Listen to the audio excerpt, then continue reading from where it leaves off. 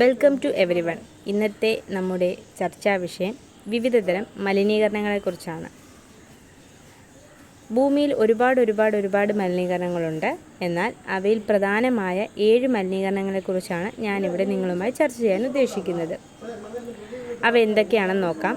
പ്രകാശ മലിനീകരണം, ശബ്ദ മലിനീകരണം, ജലമലിനീകരണം, മണ്ണ് മലിനീകരണം, താപമലിനീകരണം, റേഡിയോ ആക്റ്റീവ് മലിനീകരണം, അന്തരീക്ഷ മലിനീകരണം.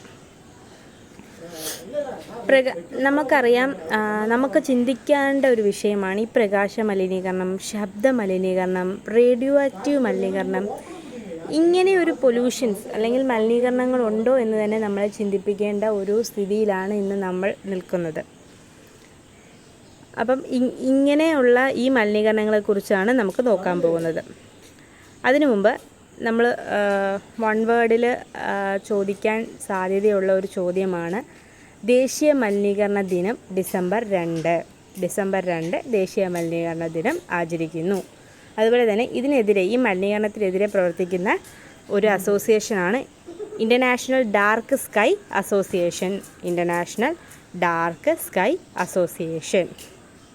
ഇനി നമുക്ക് ഓരോ മലിനീകരണങ്ങളെക്കുറിച്ച് പരിചയപ്പെടാം. ആദ്യം പ്രകാശ മലിനീകരണം. എന്താണ് പ്രകാശ മലിനീകരണം? പ്രകാശം അളവിലോ, നമ്മൾ പഠിച്ചിട്ടുണ്ട് ഒരു പഴഞ്ചൊല്ല്, അമിതമായാൽ അമൃതും വിഷമെന്ന്. അതുപോലെ തന്നെയാണ് അമിതമായ അളവിലുള്ളതും തെറ്റായ ദിശയിലുള്ളതും അനാവശ്യമായിട്ടുള്ള കൃത്രിമ പ്രകാശത്തിൻ്റെ സാന്നിധ്യത്തെയാണ് പ്രകാശ മലിനീകരണം എന്ന് പറയുന്നത്. അമിതമായ അളവിലോ തെറ്റായ ദിശയിലോ അനാവശ്യമായിട്ടുള്ള കൃത്രിമ പ്രകാശത്തിൻ്റെ സാന്നിധ്യത്തെ പ്രകാശ മലിനീകരണം എന്ന് പറയുന്നു. ഈ പ്രകാശ മലിനീകരണം മനുഷ്യനിൽ ഒരുപാട് വ്യതിയാനങ്ങൾ ഉണ്ടാക്കുന്നുണ്ട്. മനുഷ്യനിൽ മാത്രമല്ല, ജന്തുജാലങ്ങൾക്ക് തന്നെ ദോഷകരമായിട്ടുള്ള ഒരു മലിനീകരണമാണ് പ്രകാശ മലിനീകരണം. ഈ മലിനീകരണം മാത്രമല്ല, എല്ലാ മലിനീകരണവും ജന്തുജീവജാലങ്ങളെ അഫക്റ്റ് ചെയ്യുന്നതാണ്. എന്നാലും പ്രകാശ മലിനീകരണം മനുഷ്യനിലുണ്ടാക്കുന്ന ഒരു പ്രധാന രോഗാവസ്ഥയാണ് അർബുദം മനുഷ്യനിൽ ഈ പ്രകാശ മലിനീകരണം കാരണം വരാനുള്ള സാധ്യതകളുണ്ട്. അതുപോലെ തന്നെ സിർക്കാഡിയൻ ഋതത്തെ തന്നെ ബാധിക്കുന്നു. സിർക്കാഡിയൻ ഋതത്തെ ബാധിക്കുന്നത് മൂലം തലവേദന, മൈഗ്രെയിൻ, ഉറക്കക്കുറവ്, പൊണ്ണത്തടി, അതുപോലെ തന്നെ പ്രമേഹം തുടങ്ങിയ പല അസ്വസ്ഥതകളും നമ്മളിൽ വരാനുള്ള സാധ്യത ഈ പ്രകാശ മലിനീകരണം ഉണ്ടാക്കുന്നുണ്ട്. ഇനി മനുഷ്യരിൽ മാത്രമല്ല, ഞാൻ പറഞ്ഞു ജന്തു ജീവജാലങ്ങളെ തന്നെ ഇവ ബാധിക്കുന്നുവെന്ന്. അതിൻ്റെ ഉദാഹരണമാണ് തവളകളുടെ പ്രത്യുൽപാദനത്തെ ഈ പ്രകാശ മലിനീകരണം ബാധിക്കുന്നു. അമ്പരചുംബികളുടെ പ്രകാശം ദേശാടന പക്ഷികളുടെ ദിശയെ തന്നെ തെറ്റിക്കാൻ സാധ്യതയാക്കുന്നു. അതുപോലെ തന്നെ ന്യൂയോർക്ക്, ടോക്കിയോ, ബോംബെ എന്നിടങ്ങളിലെ ആകാശ കാഴ്ചയെ ബാധിക്കുന്നു. നമ്മൾക്കറിയാം, ഓരോ സ്ഥലങ്ങളിലും നമ്മൾ ആകാശ കാഴ്ച എന്ന് പറഞ്ഞ് ഉണ്ടല്ലോ. എന്ന് വെച്ചാൽ ഈ കാലാവസ്ഥ വ്യതിയാനങ്ങളൊക്കെ നിരീക്ഷിക്കുന്ന കാലാവസ്ഥ പ്രവചകരെ, അങ്ങനെയുള്ള വർക്ക് ചെയ്യുന്നവരെ, ന്യൂയോർക്ക്, ടോക്കിയോ, ബോംബെ എന്നീ സ്ഥലങ്ങളിലുള്ള അങ്ങനത്തെ വർക്ക് ചെയ്യുന്നവരുടെ ആകാശ കാഴ്ച ഇവ ബാധിക്കുന്നു. അതുപോലെ തന്നെ ആഫ്രിക്കയുടെയും ചൈനയുടെയും ചില ഭാഗങ്ങൾ ഒഴികെ ലോകത്തിലെ മിക്ക ഭാഗങ്ങളിലും പ്രകാശത്താൽ മൂടിക്കിടക്കുകയാണ്. ഇത് നമുക്ക് എങ്ങനെ അറിയാൻ സാധിച്ചു എന്ന് കഴിഞ്ഞാൽ, നാസ പുറത്തുവിട്ട ആകാശ ചിത്രത്തിൽ ആഫ്രിക്കയുടെയും ചൈനയുടെയും ചില ഭാഗങ്ങൾ ഒഴികെ ബാക്കി ഭൂരിഭാഗ ഭാഗങ്ങളും പ്രകാശത്താൽ മൂടി കിടക്കുകയാണ്. അപ്പോൾ പ്രകാശ മലിനീകരണത്തിനെ കുറിച്ച് ഏതാണ്ട് കുറച്ച് കാര്യങ്ങൾ നമ്മൾ നോക്കി. ഇനി അടുത്ത മലിനീകരണങ്ങളെക്കുറിച്ച് നമുക്ക് നോക്കാം. ശബ്ദ മലിനീകരണം. എന്താണ് ശബ്ദ മലിനീകരണം? മനുഷ്യ ജീവജാലങ്ങളെ താളം തെറ്റിക്കുന്ന അമിതമായ ശബ്ദത്തെയാണ് ശബ്ദ മലിനീകരണം എന്ന് പറയുന്നത്. ഞാൻ മുമ്പ് പറഞ്ഞ അതേ പഴഞ്ചൊല്ല് തന്നെയാണ് ഇതിനും. അധികമായാൽ അമൃതമായാലും അത് വിഷമാണ്. അതുപോലെ തന്നെയാണ് ശബ്ദമായാലും അമിതമായ ശബ്ദത്തെ ശബ്ദ മലിനീകരണം എന്ന് പറയുന്നു. ഈ ശബ്ദ മലിനീകരണം കാരണം മനുഷ്യ ജന്തുജാലങ്ങളെ ബാധിക്കുന്നു. അതിലൊന്നാണ് ഞാഡീ ഞരമ്പുകൾ, ഹൃദയം എന്നിവയ്ക്ക് ക്ഷതം സംഭവിക്കുന്നു. അതുപോലെ തന്നെ മാനസിക പിരിമുറുക്കങ്ങൾ ഉണ്ടാക്കുന്നു, കേൾവിശക്തി നഷ്ടപ്പെടുക. ഇതൊക്കെയാണ് ശബ്ദ മലിനീകരണത്തിൻ്റെ പ്രധാന ദോഷങ്ങൾ. അതുപോലെ തന്നെ ഈ വാക്ക് എങ്ങനെ വന്നു? നൗസിസ് എന്ന ലത്തിൻ പദത്തിൽ നിന്നാണ് ഈ നോയ്സ് അല്ലെങ്കിൽ ഒച്ച എന്ന് പറയുന്ന വാക്ക് ഉണ്ടാകുന്നത്. എന്താണ്? നോയ്സിസ്. അതുപോലെ തന്നെ ഈ ശബ്ദം എവിടെ നിന്ന് വരുന്നു എന്ന് ചോദിച്ചാൽ ആ ശബ്ദ മലിനീകരണത്തിൻ്റെ പ്രധാന സ്രോതസ്സുകൾ എന്തൊക്കെയാണെന്ന് ചോദിച്ചാൽ വിമാനം, തീവണ്ടി, യന്ത്രസാമഗ്രികൾ, ഉച്ചഭാഷിണി എന്നിവയാണ് ശബ്ദ മലിനീകരണത്തിൻ്റെ പ്രധാന സ്രോതസ്സുകളെന്ന് അറിയപ്പെടുന്നത്. അതുപോലെ തന്നെ അടുത്ത മലിനീകരണത്തിനെ പറ്റി നമുക്ക് നോക്കാം. ജലമലിനീകരണം. അത് പൊതുവേ നമുക്ക് എല്ലാവർക്കും അറിയാവുന്ന ഒരു മലിനീകരണമാണ് ജലമലിനീകരണം.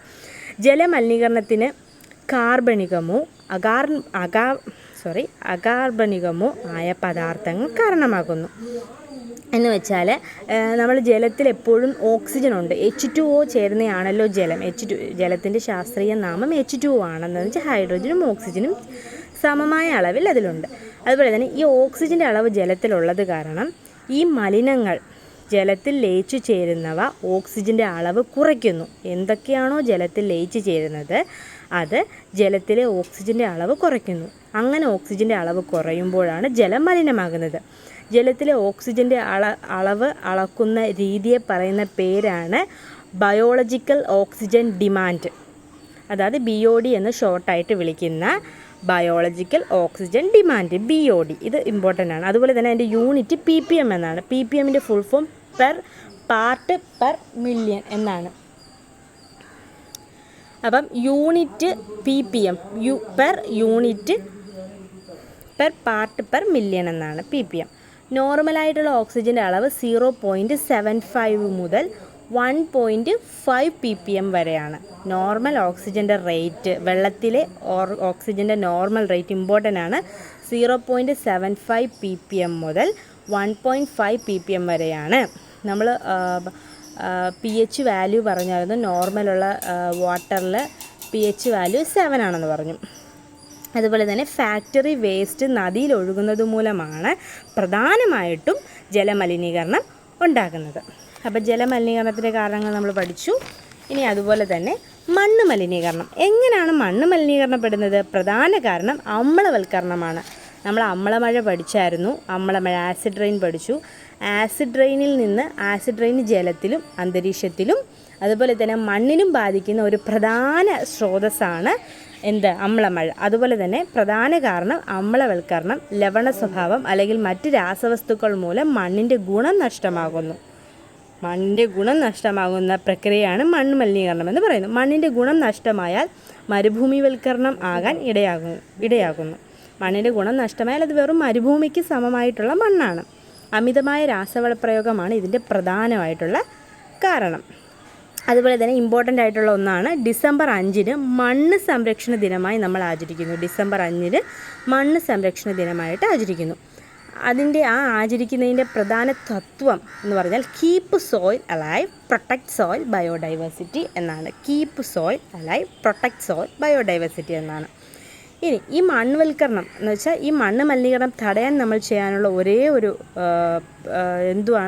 ഒരു നല്ല കാര്യം എന്താണെന്ന് വെച്ചാൽ ഈ മണ്ണിര കമ്പോസ്റ്റ്, അതുപോലെ പൈപ്പ് കമ്പോസ്റ്റ്, കുഴി കമ്പോസ്റ്റ്, ബയോഗ്യാസ് പ്ലാന്റ് തുടങ്ങിയവ ഉപയോഗിക്കുന്നത് മൂലം മണ്ണ് മലിനീകരണം തടയാൻ സാധിക്കും. അതുപോലെ തന്നെ ജൈവ കീടനാശിനികൾ ഉപയോഗിക്കുക, മരങ്ങൾ വെച്ചുപിടിപ്പിക്കുക. പ്രധാനമായിട്ടും ഭൂമിക്ക് ഗുണം ചെയ്യുന്ന ഒരു കാര്യമാണ് മരങ്ങൾ നട്ടുപിടിപ്പിക്കുക.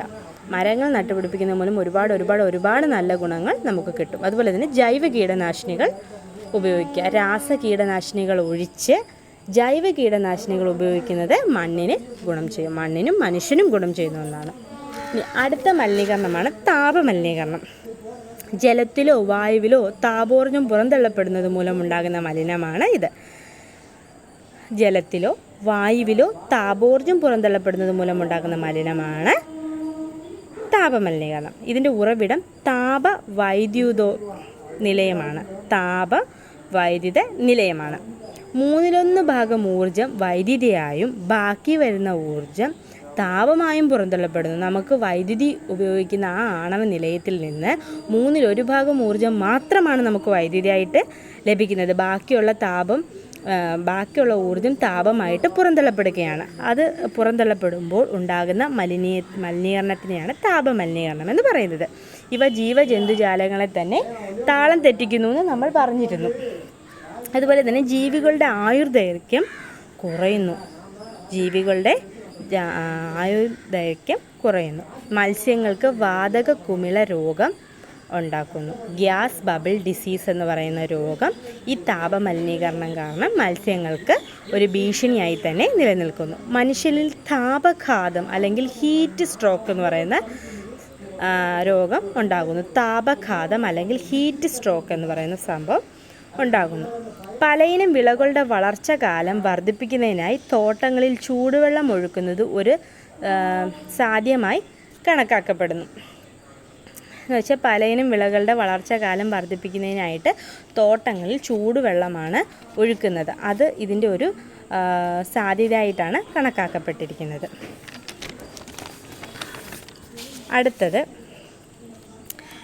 റേഡിയോ ആക്റ്റീവ് മലിനീകരണം. അതിൻ്റെ മറ്റൊരു പേര് ആണവ മലിനീകരണം എന്ന് വേണമെങ്കിൽ പറയാം. അതെന്താണത്? ഖരം, ദ്രാവകം, വാതകം എന്നിവയിലുള്ള നിക്ഷേപമോ സാന്നിധ്യമോ ആണ് റേഡിയോ ആക്റ്റീവ് മലിനീകരണം എന്ന് പറയുന്നത്. മലിന വസ്തുക്കളുടെ ആണവ വിഘടനം കാരണം ബീറ്റ, ആൽഫ, ഗാമ എന്നീ കിരണങ്ങൾ, ന്യൂട്രോൺസ് എന്നിവ പുറപ്പെടുവിപ്പിക്കുന്നു. എന്തൊക്കെയാണ്? മലിന വസ്തുക്കളുടെ ആണവ വിഘടനം കാരണം ബീറ്റ, ആൽഫ, ഗാമ എന്നീ കിരണങ്ങളും ന്യൂട്രോണുകളും പുറപ്പെടുവിക്കുന്നു. മലിനീകരണ വസ്തുവിൻ്റെ സാന്ദ്രത, പ്രസരണത്തിൻ്റെ തരം, ശരീരത്തിലെ അവയവങ്ങളിലേക്കുള്ള മലിനീകരണത്തിൻ്റെ സാമീപ്യം എന്നിവയാണ് അപകട സാധ്യതയാകുന്നത്. അപകട സാധ്യതയാകാനുള്ളത് എന്തൊക്കെയാണ്? മലിനീകരണ വസ്തുവിൻ്റെ സാന്ദ്രതയും പ്രസരണത്തിൻ്റെ തരം, അതുപോലെ തന്നെ ശരീരത്തിലെ അവയവങ്ങളിലേക്കുള്ള മലിനീകരണത്തിൻ്റെ സാമീപ്യം എന്നിവയാണ് അപകട സാധ്യത ആകുന്നത്. ഇതാണ് റേഡിയോ ആക്റ്റീവിൻ്റെ ഒരു സിമ്പൽ. റേഡിയോ ആക്റ്റീവിൻ്റെ സിമ്പൽ ഇതാണ്. അതുപോലെ തന്നെ അടുത്തത് അന്തരീക്ഷ മലിനീകരണം. അന്തരീക്ഷ മലിനീകരണം എന്താണ്? അന്തരീക്ഷ മലിനീകരണം നോക്കാം. അന്തരീക്ഷത്തിൽ പുകയും മറ്റ് വിഷവാതകങ്ങളും പ്രതിഭാസമാണ് ഇത്. ട്രോപ്പോസ്ഫിയറിലാണ് വിഷവാതകങ്ങൾ ലയിക്കുന്നത്. നമ്മൾ പറഞ്ഞു ട്രോപ്പോസ്ഫിയറും സ്ട്രാറ്റോസ്ഫിയറൊക്കെ നമ്മൾ പഠിച്ചിട്ടുണ്ട്. ആ ട്രോപ്പോസ്ഫിയറിലാണ് വിഷവാതകങ്ങൾ ലയിക്കുന്നത്. അതുപോലെ തന്നെ ഈ പൊല്യൂഷൻസ് രണ്ട് തരത്തിലുണ്ട്. പ്രാഥമിക മലിനീകരണകാരികളും ദ്വിതീയ മലിനീകരണകാരികളും ഉണ്ട്. എന്ന് വെച്ചാൽ പ്രൈമറി പൊല്യൂട്ടൻസും സെക്കൻഡറി പൊല്യൂട്ടൻസും. ഈ പ്രൈമറി പൊല്യൂട്ടൻസ് ആരൊക്കെയാണെന്ന് വെച്ചാൽ അഗ്നിപർവ്വത സ്ഫോടനങ്ങളിൽ നിന്നുള്ള ചാരം വാഹനങ്ങളിൽ നിന്നും കാർബൺ മോണോക്സൈഡായിട്ട് മാറുന്നു. അതുപോലെ തന്നെ ദ്വിതീയ അല്ലെങ്കിൽ സെക്കൻഡറി പൊല്യൂട്ടൻസ് എന്ന് പറഞ്ഞാൽ ഫാക്ടറികളിലെ സൾഫർ ഡയോക്സൈഡ്, അതാണ് ദ്വിതീയ അല്ലെങ്കിൽ സെക്കൻഡറി പൊല്യൂട്ടൻസ്. അപ്പം ഇവ രണ്ടും ചേർന്ന് അന്തരീക്ഷത്തിലെത്തി മലിനപ്പെടുത്തുന്നു. ഇവ രണ്ടും ചേർന്ന്, അതായത് പ്രൈമറി പൊല്യൂട്ടൻസും സെക്കൻഡറി പൊല്യൂട്ടൻസും ചേർന്ന് അന്തരീക്ഷത്തിലെത്തി മലിനപ്പെടുത്തുന്നു. ഇങ്ങനെയാണ് അന്തരീക്ഷ മലിനീകരണം ഉണ്ടാകുന്നത്. നമ്മൾ മറ്റൊരു രീതിയിൽ അന്തരീക്ഷ മലിനീകരണം പഠിച്ചിട്ടുണ്ടായിരുന്നു കഴിഞ്ഞ വീഡിയോയിൽ. അതുപോലെ തന്നെ അമ്ലമഴ ഒരു പ്രധാന മലിന പ്രതിഭാസമാണ്. അമ്ലമഴ അന്തരീക്ഷ മലിനീകരണത്തിന് മാത്രമല്ല, മറ്റെന്തൊക്കെയാണ്? ജലമലിനീകരണം, അതുപോലെ തന്നെ മറ്റു പല മലിനീകരണത്തിനും ഒരു സ്രോതസ്സാണ് അമ്ലമഴ. മറ്റൊരു നല്ല ടോപ്പിക്കുമായിട്ട് വരും വീഡിയോകളിൽ നമുക്ക് കണ്ടുമുട്ടാം. Bye bye.